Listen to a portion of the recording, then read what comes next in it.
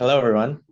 I'd like to welcome you to the Viction Horizon Startup Hackathon, where the future of startups is waiting to be unlocked.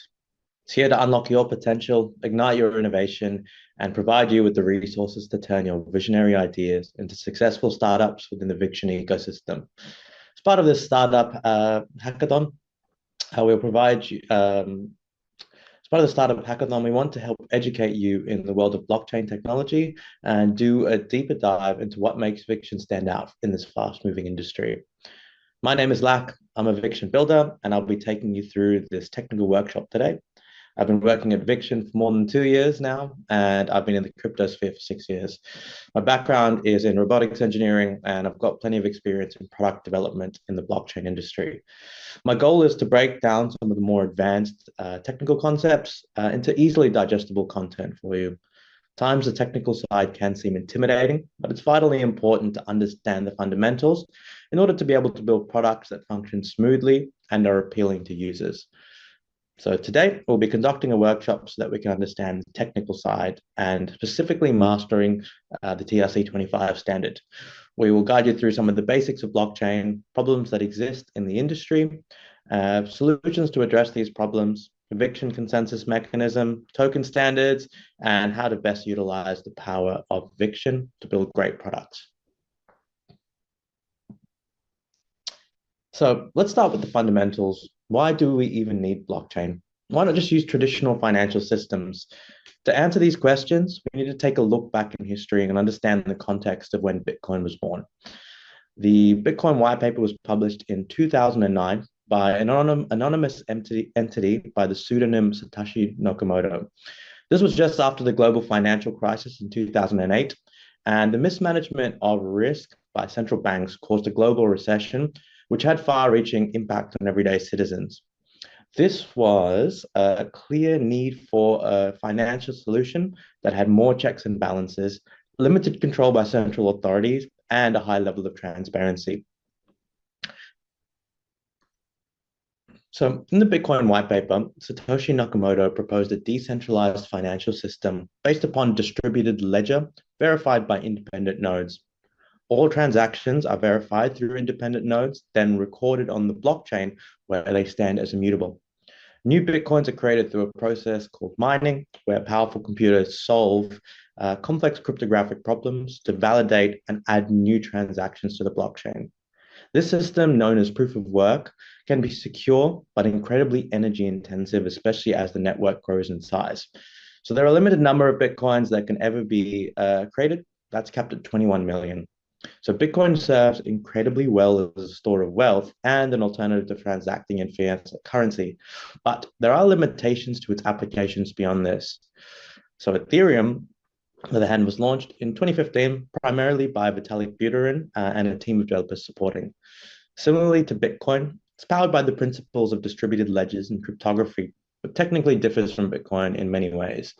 Ethereum is best known for introducing the concept of smart contracts, which are self-executing contracts with the terms directly written into the code.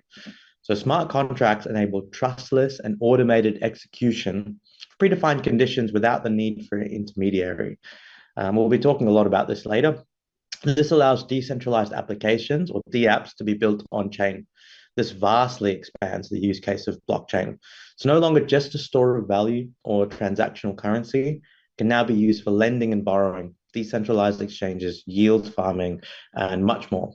So the native token, in this case, ETH, is used both as a medium of exchange and gas to facilitate transactions and computational processes on the network. The supply dynamics were chosen to have an infinite supply as opposed to a limited supply like Bitcoin. So in recent times, Ethereum has made the transition from proof of work over to proof of stake consensus mechanism. So in a proof of stake consensus mechanism, you've got validators chosen to create new blocks, and they validate transactions based on the amount of cryptocurrency they hold and are willing to stake as collateral.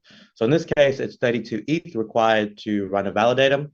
And this consensus proof of stake significantly reduces the power computation of the power consumption of the network. So despite the explosive momentum gains, the promises of Bitcoin and Ethereum, there are still some intrinsic issues especially related to transaction processing performance. Both Bitcoin and Ethereum have used proof of work, and their consensus algorithm use an extraordinary amount of computing power spent on these calculations in order to create every block. Bitcoin and Ethereum provide very poor performances in terms of transaction processing speed, around 10 transactions per second, which is incomparable to traditional electronic payments such as Visa and MasterCard. So there can be real issues also when trying to scale the network for mass adoption. Utilizing blockchain technology has notable trade-offs when you're trying to balance security, scalability, and decentralization. So this is where the blockchain trilemma comes in. Anyone with having any design experience knows the difficulty in creating a smooth functioning product when elements of the criteria can actually work against each other. So here you can see the three pillars of the trilemma. You've got security, scalability, and decentralization. So let's walk through what some of these elements actually entail. The first trilemma, the first pillar of the trilemma is security. So security in a blockchain context means the ability of the network to protect itself from attack, fraud, and any unauthorized access. The second attribute is decentralization. So decentralization represents the distribution of authority and control across the blockchain network. In a decentralized blockchain, there's no central authority or group of entities that have excessive control. This is essential for maintaining trust, preventing censorship, and avoiding a single point of failure. The third element of the trilemma is scalability. So scalability in the network is the capacity to handle an increasing number of transactions and users while maintaining its performance. A scalable blockchain can accommodate growing demand without significant slowdowns, increased transaction costs, or network congestion. So here is where the challenge lies with this, right? The blockchain trilemma posits that it's incredibly difficult to maximize all three of these attributes simultaneously. So in other words, when we strive to enhance one of these aspects, it often comes at the expense of the other two. For example, let's say we want to bolster security by increasing the complexity of the consensus mechanism and encryption. This can slow down the network and make it less scalable. Or if we aim to maximize scalability to handle a massive number of transactions per second, it may require centralization in some form, compromising the decentralized nature of blockchain. So in essence, the blockchain trilemma highlights the need for careful consideration, trade-offs, and constant innovation when designing and implementing blockchain systems. So how do we go about solving this to develop an industry-leading blockchain? Okay. So the blockchain trilemma, it's a reminder that achieving the perfect blockchain that excels in all three attributes is a complex and ongoing challenge, and one that continues to drive innovation in the blockchain world. At Viction, we wanted to find a way to build a scalable network that was cost-effective, quick, secure, and also resistant to hard forking. We were keenly aware of the scalability problems that arose in the 2017 bull market, as well as fracturing communities caused by hard forks of major networks such as Bitcoin and Ethereum. So to effectively solve the trilemma, we actually required coming up with a novel consensus mechanism. So through dedicated research and development of the proof of stake voting consensus mechanism was created to power the Viction blockchain.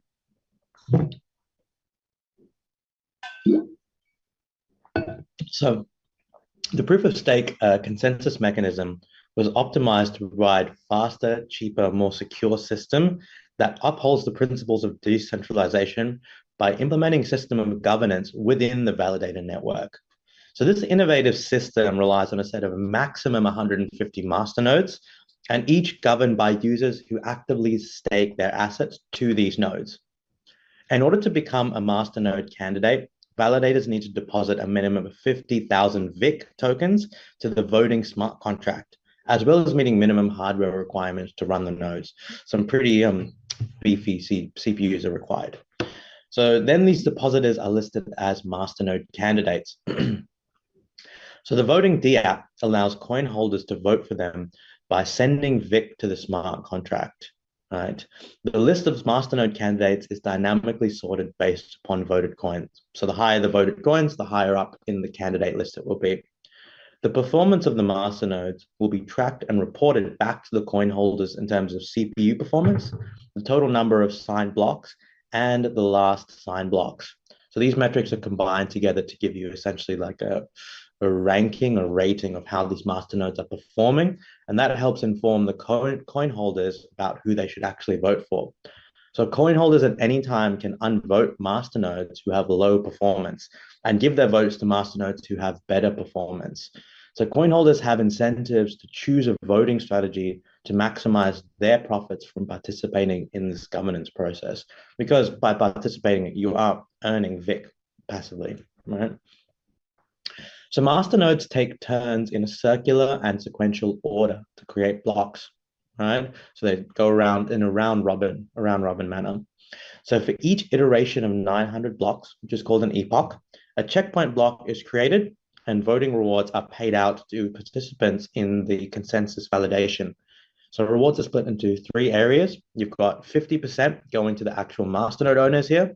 40% goes between the voters, split between the voters of the network, and 10% goes to the foundation. So this system architecture allows for serious performance and scalability while ensuring that a high level of decentralization is met through this voting system. Let's dive a little bit more into some of the security measures, and we'll talk about some of the specific metrics of the network and when it was founded and how it actually came about.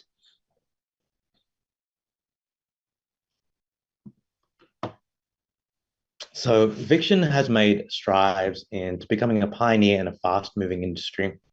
We've built the infrastructure to seamlessly integrate an ecosystem of decentralized applications and also tradable tokens. The unique blockchain architecture allows for fast, frictionless payments and enables secure and decentralized store of value. So let's take a look at some of the history and metrics that actually drive this performance. So our journey began back with an ICO on Ethereum in March of 2018. And by December of the same year, we successfully transitioned over to our mainnet. So initially, our token was an ERC20 token on Ethereum, and then we migrated that over once our own chain launched.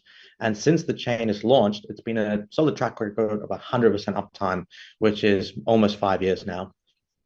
So our network boasts near zero gas fees. We've got a 2-second block time with transactions confirmed in 4 seconds. And you've got also the capacity to process up to 2,000 transactions per second. Right? So to put gas fees in perspective, sending a simple transaction from one wallet to another will cost less than 1/10,000th of 1 cent. Right?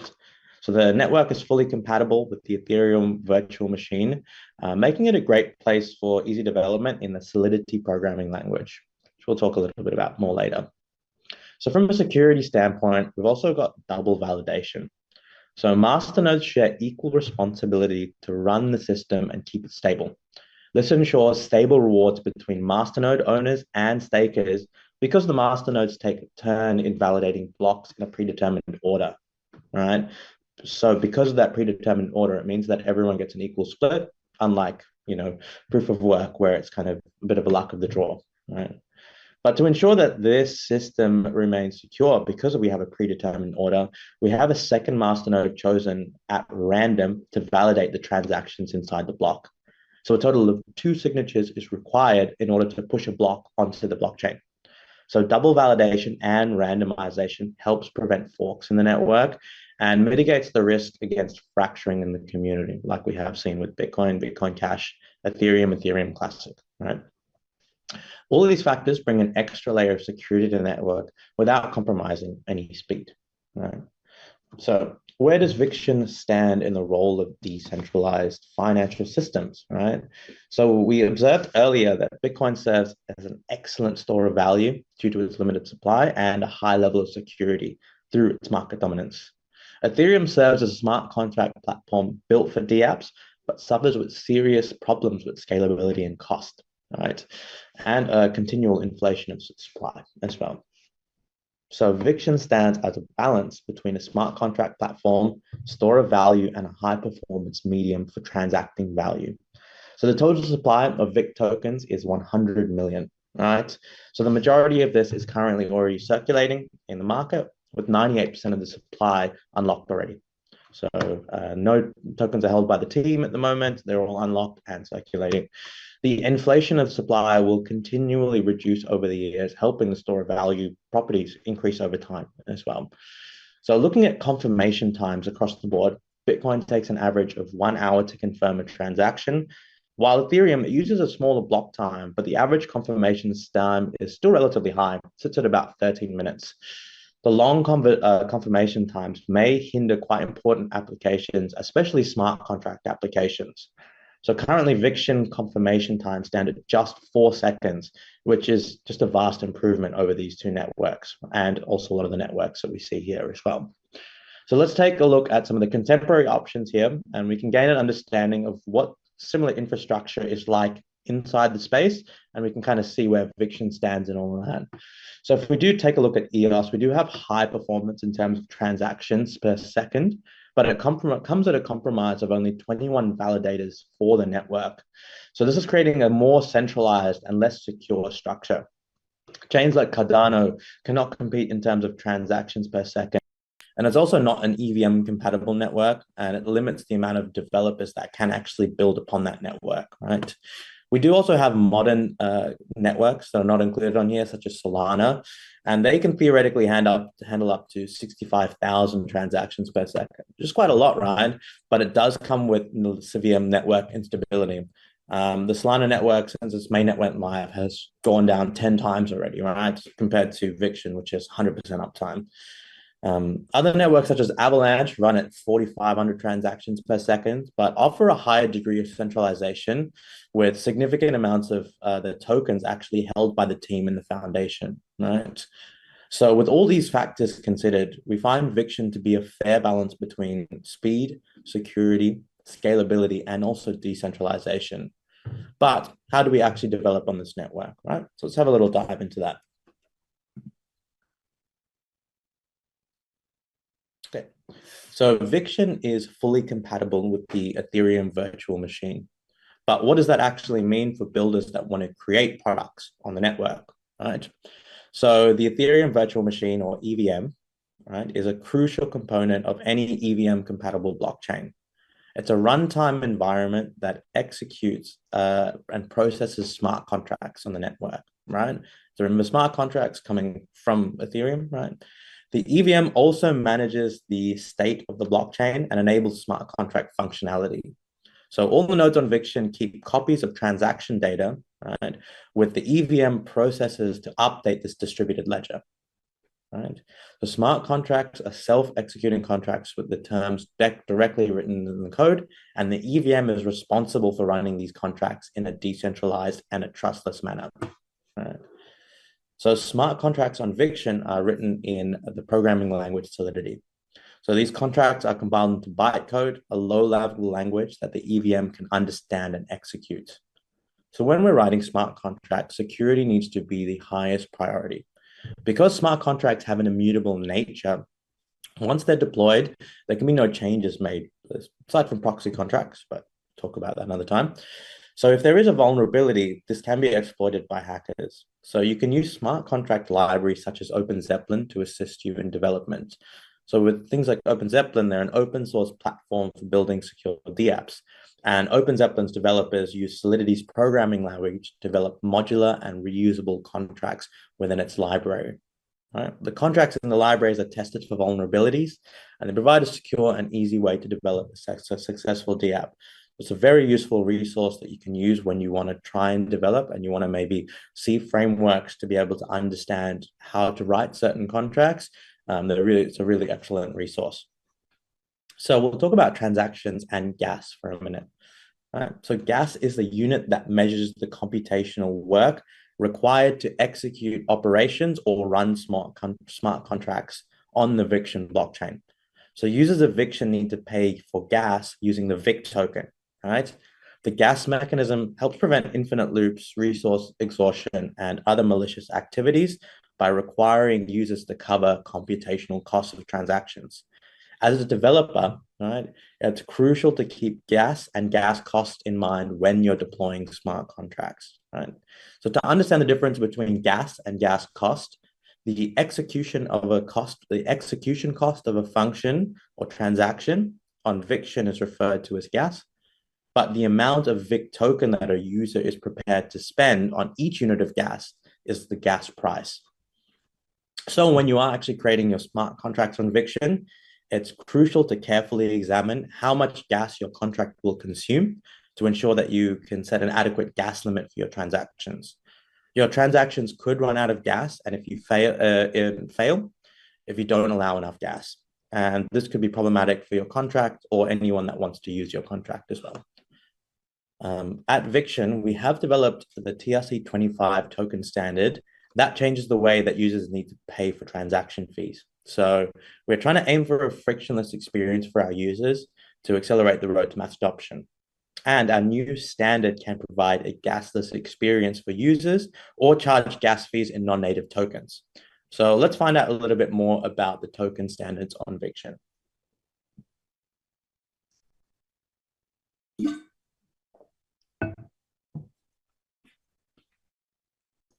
Okay, so in every blockchain ecosystem, the token functions as the central element of a new type of economy. A token standard defines a set of rules that governs its issuance and also its use. So you may already be familiar with ERC, which is Ethereum request for comment, which is a technical standard used for contracts on Ethereum. So this terminology is the origin of TRC or VRC, right? A TRC20 token is a digital asset built on the Viction blockchain under the TRC20 standard, right? These standardized tokens are fungible, meaning they're interchangeable and can be divided into smaller token units like VIC. So as a developer, deploying a new TRC20 token, parameters such as token name, symbol, and total supply can be customized to suit the needs of your product. And when users transact TRC20 tokens, they'll need to pay the gas fees in VIC, right? So VIC, again, is the native token of the Viction blockchain. So the TRC25 is a token standard similar, so the VRC25 is a token standard similar to TRC20. Plus, it has the ability to let token holders pay transaction fees using the token itself, right? Without having to store VIC inside their wallets, users can still transfer tokens or delegate it to someone else. So this will create a better experience for non-Web3 users when entering the ecosystem. All right. So VRC25 also has an expanded use to enable any smart contract to have a transaction fee sponsor for users of their contract. So what this means from the user perspective, right? The transaction fee can essentially be paid by a third party. So if you're someone that's launching a new product, right, and you don't want your users to pay gas, you can create your VRC25 token, and then it can be your choice to sponsor those transaction fees for the network, right? So we see the VRC25 token standard as paving the way for the road to mass adoption. It removes massive roadblocks for new users entering the ecosystem. And as a builder, there are many ways you can utilize these functions, especially in the realm of DeFi and gaming in particular. Setting up and deploying a VRC25 token takes a few extra steps above the TRC20. So I'll discuss with that on the next slide, just after we talk about non-fungible tokens. So we have our non-fungible standard here. So that's the TRC725 standard. And it's a non-fungible token standard, commonly known as NFTs, right? So non-fungible tokens are all distinct and special. Every token is rare and unique and has unique characteristics, and it has its own metadata and special attributes associated with it. Non-fungible tokens cannot be exchanged on a one-to-one basis with any other token, not like VRC25 or TRC20, right? Tokens created from this standard are unique because the token ID and the contracted rare pair must be unique, right? And that's what separates it from other NFTs, even if it's launched in the same series, right? So there are many use cases for NFTs that extend just beyond digital art. So you can use them for in-game assets for Web3 games, music royalty systems, virtual concert tickets, domain names, property ownerships, educational certificates, and digital identities, just to name a few here. So there are plenty of possibilities of utilizing NFTs in your DApps. Okay, so let's take a deeper dive into the VRC25 standard and what is required to deploy a VRC25 token. Just as a side note here, if you are looking at any documentation that you might find in some places, the terminology TRC25, this is the same standard. This is just the old reference name for it, but the same documentation will still apply for it. So you can use those same details you find there. So the foundation of the VRC25 standard is the VIC-Z protocol, right? So the VIC-Z protocol was designed to simplify and improve the user experience for token transactions by eliminating the need for users to hold native VIC in their wallets, right, to pay for transaction fees. So it introduces the concept of gas fees by the issuer for token transactions. So VIC-Z is integrated into different layers within the whole Viction stack. So let's discuss that.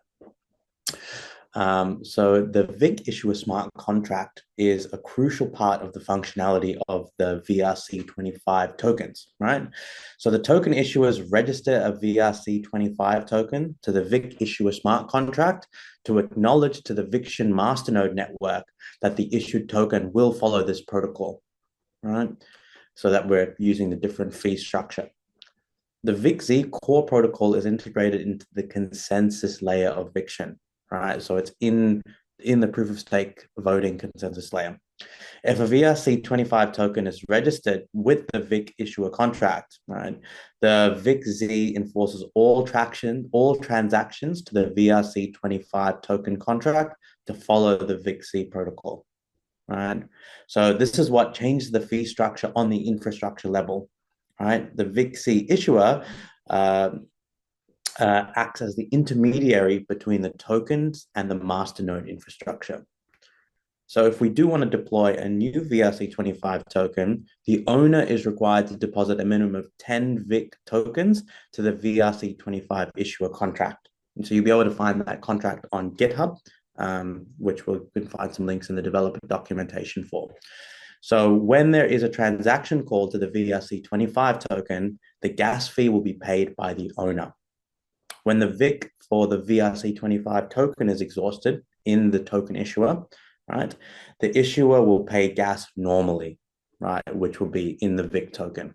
So unless the owner deposits more VIC into the smart contract, so if you are deploying a new VRC25 token, just be aware that you will continually deploy VIC tokens to that.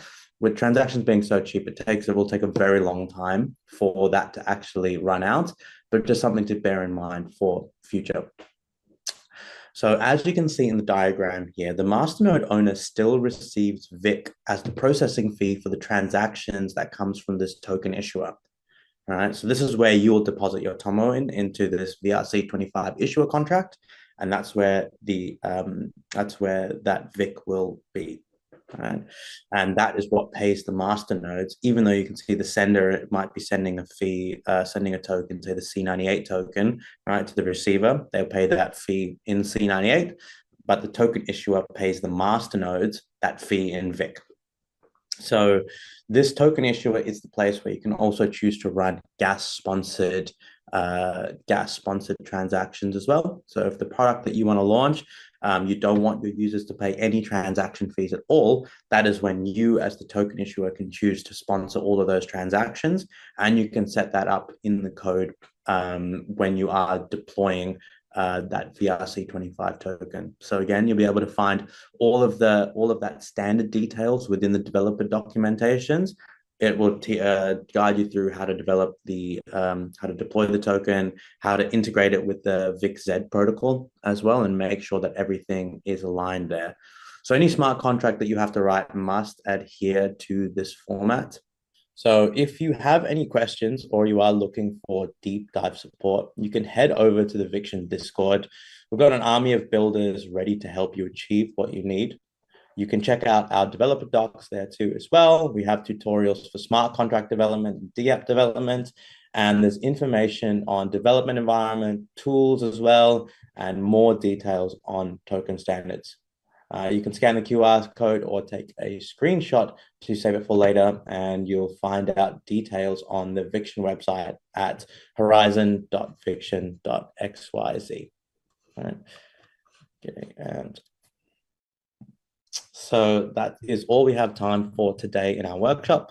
So I hope that you enjoyed learning a little bit more about some of the token standards that we have on the network here. We have got some very interesting foundations for you to build interesting DApps, and we hope you enjoyed this workshop. So let's build on Viction. Thanks, guys.